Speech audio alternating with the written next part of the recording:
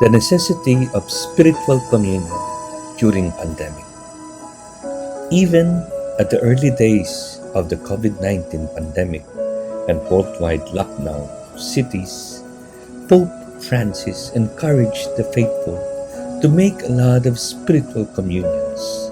A lot have benefited from the Pope's advice, most especially the sick, now that all places of worship are closed. Spiritual communion has been part of the Church's tradition, most especially during times of crisis brought about by sickness or persecution. The practice is based on the firm belief on Christ's real presence in the Eucharist. The Catholic Church holds that the communion wafer we receive during Mass is not only a symbol of Christ's presence, but Christ Himself, whom we receive in communion.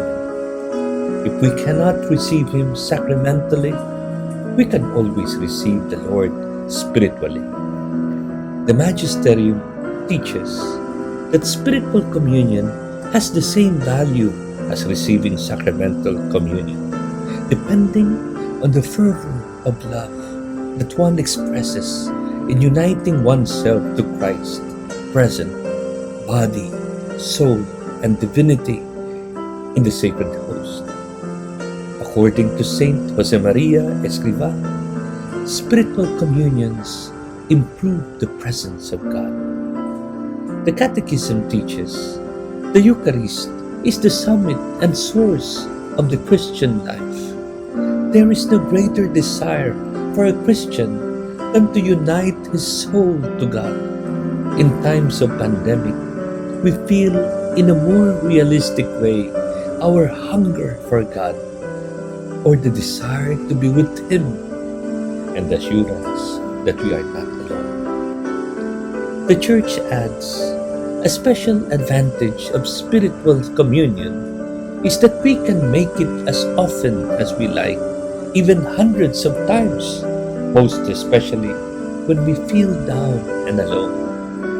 Here at last is the famous formulation of Saint Alphonsus Liguori, which we can use in expressing our desire to receive the Lord in these trying times. My Jesus, I believe that you are present in the most holy sacrament. I love you above all things, and I desire to receive you into my soul. Since I cannot at this time receive you sacramentally, come at least spiritually into my heart. I embrace you as if you were already there, and unite myself wholly to you. Never permit me to be separated from you.